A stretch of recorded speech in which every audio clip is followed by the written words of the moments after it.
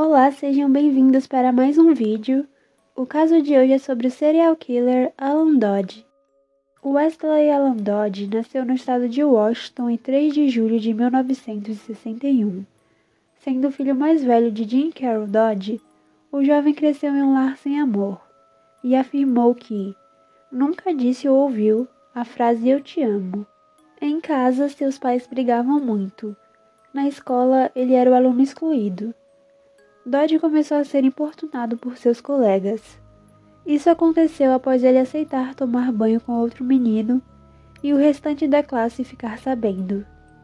Os crimes de Wesley Alan Dodge começaram quando ele era muito novo. Aos 13 anos, Dodge começou a se expor para crianças. Enquanto os alunos do ensino fundamental passavam por sua casa, ele estava na janela do quarto andar de cima, pelado, escondendo o rosto atrás da cortina. Alguma criança relatou o endereço do pervertido à polícia, que avisou os pais de Dodge de que alguém estava se expondo às crianças de sua rua. As autoridades mostraram pouco interesse em quem era ou em processá-lo. Os Dodge pensavam que poderia ser um amigo de Wesley. Para não ser pego, ele pegou sua bicicleta e começou a procurar meninos pelo bairro. Ele escolheu os garotos pois eles denunciavam com menos frequência que as meninas. Durante 2 meses, ele se expôs a 40 crianças. Seus pais, distraídos por seus próprios problemas de separação, estavam cientes do estranho comportamento sexual de Dodge, mas evitavam conversar com o menino sobre isso ou conseguir ajuda. Jim revelou que não se importava muito com isso, pois Wesley era bem comportado. Ele nunca usou drogas, nunca bebeu, nunca fumou, disse o pai. Dodge disse que começou a se expor porque chegou na puberdade e não foi educado sobre sexo. Ele nunca alegou ter sido abusado sexualmente, e mais tarde culpou sua infelicidade quando criança nas brigas constantes de seus pais e na falta de apoio emocional. Quando seus pais se divorciaram, a exposição se transformou em molestamento. De acordo com o Manual Diagnóstico e Estatístico, que classifica e descreve os transtornos mentais, a pedofilia é um dos comportamentos associados aos solitários com baixa autoestima. Eles se sentem sexualmente inadequados, com medo de arriscar a rejeição por seus pares. Ao evitar relacionamentos maduros, eles não amadurecem. Dodge se descreveu como socialmente isolado, intimidado por garotas. Quando outros começaram a namorar e ir a bailes do ensino médio, Dodge ficou em casa, pensando em maneiras de instigar a atividade sexual com crianças. Como a maioria dos molestadores de crianças, Dodge se aproximou das crianças próximas a ele. As primeiras vítimas de Dodge foram seus próprios primos. Aos 14 anos, ele molestou seu próprio primo de 8 anos, seu irmão de 6 anos mais tarde naquele dia, e outro primo semanas depois. Dodge mais tarde molestou os filhos de uma mulher que seu pai estava namorando. Quando seus primos não estavam disponíveis para ele, Dodge se colocava em situações em que estaria perto de crianças. Aos 16 anos, ele substituiu a babá de um vizinho e molestou seus 3 filhinhos enquanto dormiam. Em março de 1977, Dodge foi preso por se expor a 2 meninos de 8 e 10 anos, mas não foi processado. Em vez disso, as autoridades recomendaram aconselhamento. Ele afirmou que não tinha medo das autoridades, porque havia molestado e se exposto a dezenas de crianças antes de ser pego. Dodge procurou empregos onde encontraria crianças. Ele começou a trabalhar em um acampamento de verão. Normalmente, enganava as crianças para um contato inapropriado por meio de diversão e jogos. Ele desafiava as crianças a correr nuas e sugeria jogos de festa como girar a garrafa, strip poker, nadar pelado ou verdade ou desafio. Neste acampamento, ele deu seu primeiro beijo. Dodge evitou a garota o verão inteiro, pois a achava muito experiente para ele. Outra menina, apenas um ano mais nova, convidou Alan para sair e ele recusou. Nessa época, ele notou que seu único interesse eram crianças com menos de 10 anos de idade. Ele se formou no ensino médio em 1979. Aos 19 anos, ele tentou sequestrar duas meninas de 11 a 7 anos. Dodge foi denunciado e admitiu que planejava fazer algo maldoso com elas, mas ainda assim ele não foi preso.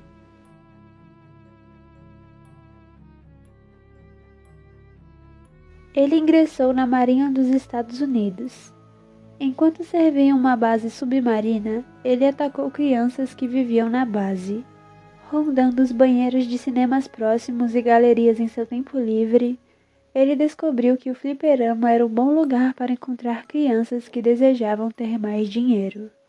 Certa vez, Dodge ofereceu a um grupo de meninos $50 para acompanhá-lo a um quarto de motel para um jogo de strip poker.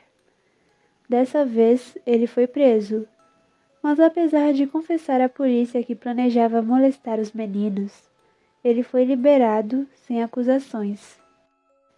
Poucos dias depois, ele foi preso novamente por se expor a um menino e foi dispensado da Marinha. Dodge passou 19 dias na prisão e foi aconselhado pelo tribunal. Nos próximos 2 anos, ele foi condenado 2 vezes por molestar 2 menores, mas só cumpriu 4 meses de pena e, novamente, recebeu aconselhamento.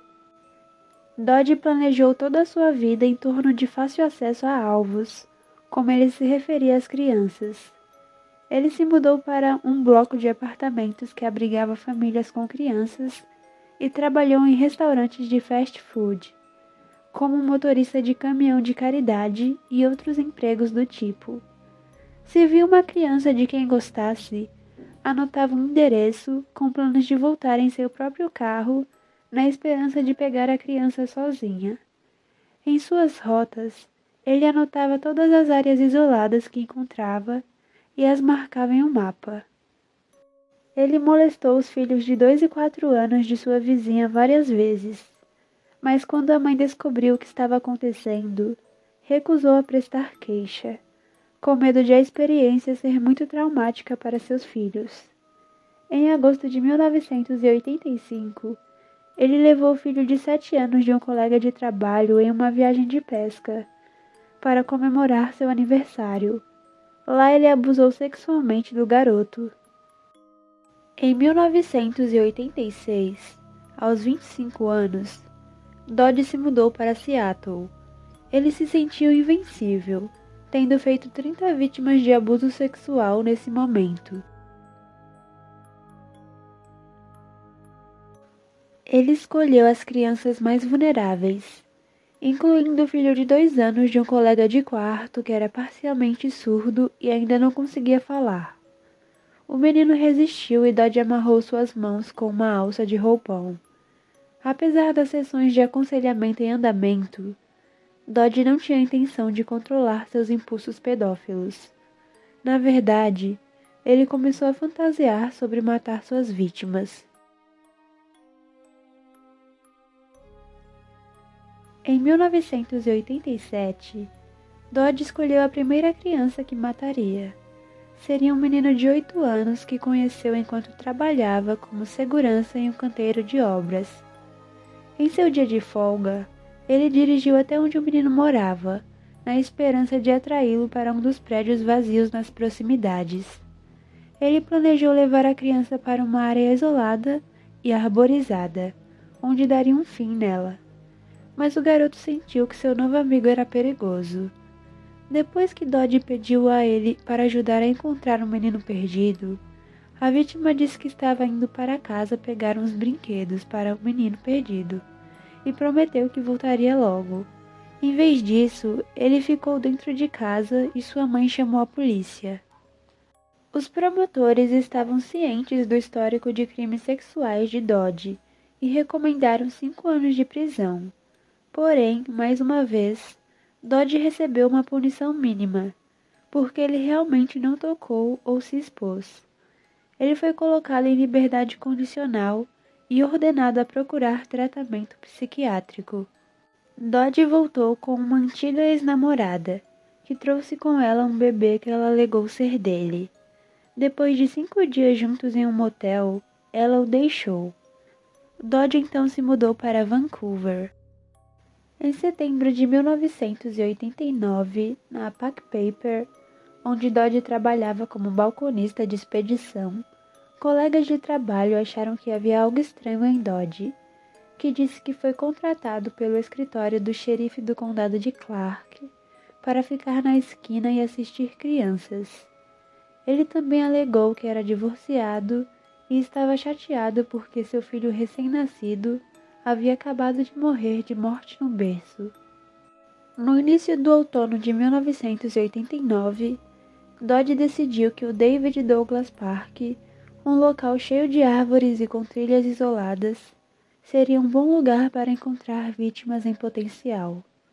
Um psiquiatra que avaliou Dodge seguindo uma de suas convicções disse que ele se encaixa nos critérios legais para um psicopata sexual.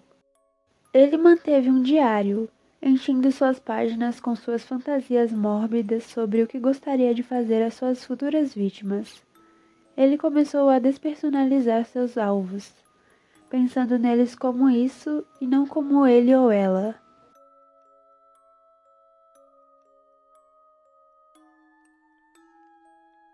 Ele começou a esboçar hacks de tortura para realmente construir um.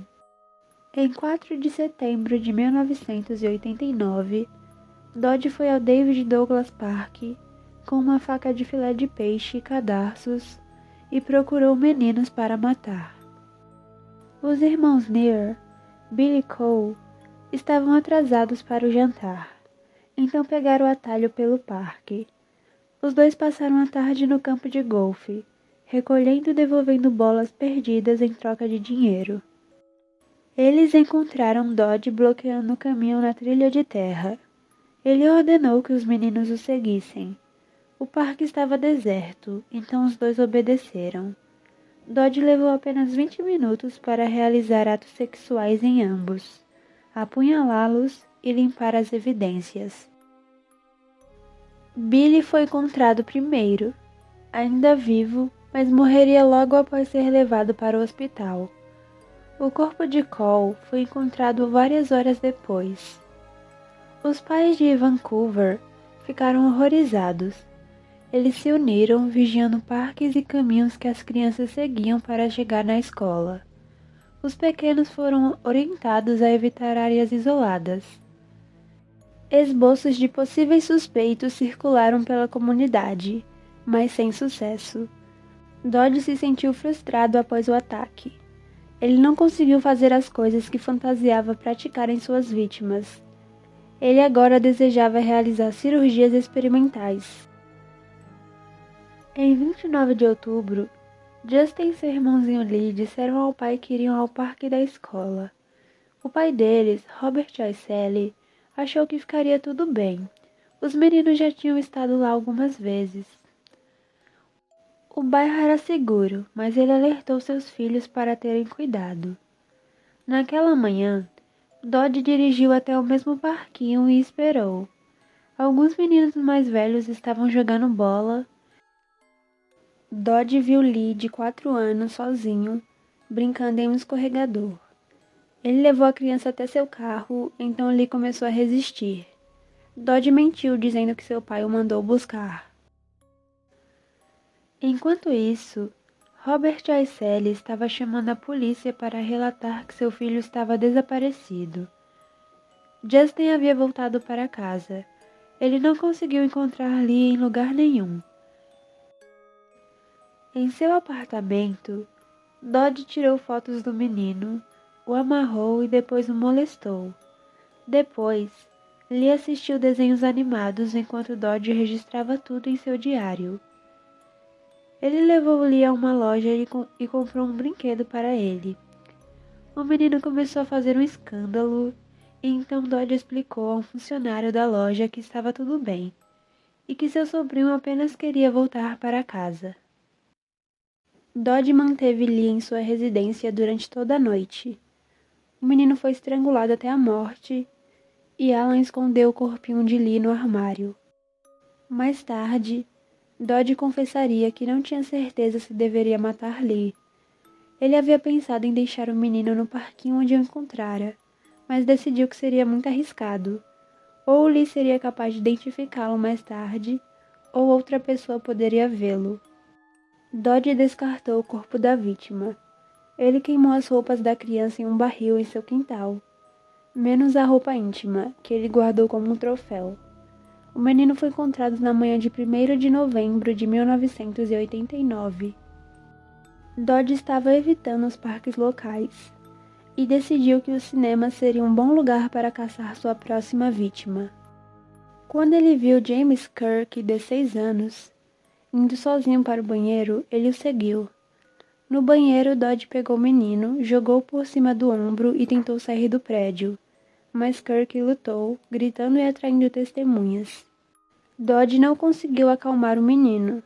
Os funcionários do local ficaram desconfiados e o seguiram até a rua. Devido à perseguição, Alan soltou sua vítima e entrou em seu carro e foi embora. O namorado da mãe do menino foi informado de que a criança quase havia sido sequestrada. Graves saiu na direção onde Dodge foi visto pela última vez. O carro de Alan quebrou a uma curta distância e ele estava tentando ligar o motor. Para não levantar suspeitas e ganhar tempo, Graves se aproximou e se ofereceu para ajudá-lo. Ele então imobilizou Dodge e o levou de volta ao cinema. Outras testemunhas amarraram os braços do criminoso com um cinto enquanto esperavam a polícia. A polícia local entrou em contato com a força-tarefa da polícia de Portland, investigando o sequestro e assassinato de Lee Aicelli. Dodge estava nervoso durante o interrogatório. Em seu registro havia uma série de crimes contra crianças. O mais grave foi uma tentativa de sequestro em Seattle, em 1987. O mais importante, eles perceberam que o suspeito morava a uma curta distância de onde Cole e Billy foram mortos, e trabalhava perto de onde o corpo de Lee Aicelli foi encontrado. Eventualmente, Dodge confessou todos os 3 assassinatos. Durante a busca na casa de Dodge, a polícia descobriu um rack de tortura caseiro, junto com recortes de jornais sobre seus crimes, uma maleta contendo as roupas íntimas de Lee Aicelli, um álbum de fotos com diversas fotografias de crianças em jornais e anúncios de roupas íntimas de catálogos de lojas. Eles também descobriram o diário de Dodge e uma cópia do Novo Testamento, com as palavras "Satanás vive" rabiscadas dentro. Dodge foi acusado de assassinato em 1º grau agravado pelas mortes dos irmãos Near e Lee Aicelli, além de tentativa de sequestro de outra criança. Ele inicialmente se declarou inocente de todas as acusações, mas depois mudou sua confissão para culpado. Ele admitiu que seus crimes, incluindo assassinato, foram premeditados. O júri ouviu com descrença, desgosto e tristeza enquanto lia as seções do diário de Dodge e viu as fotos que implicavam a frieza de Alan contra Lee Aicelli. Um dos jurados quase desmaiou ao ouvir partes do diário serem lidas em voz alta. Eles também ouviram os planos detalhados de Dodge para suas futuras vítimas, que incluíam mutilação, desmembramento e morte. A defesa de Dodge não chamou nenhuma testemunha nem apresentou nenhuma evidência durante o julgamento.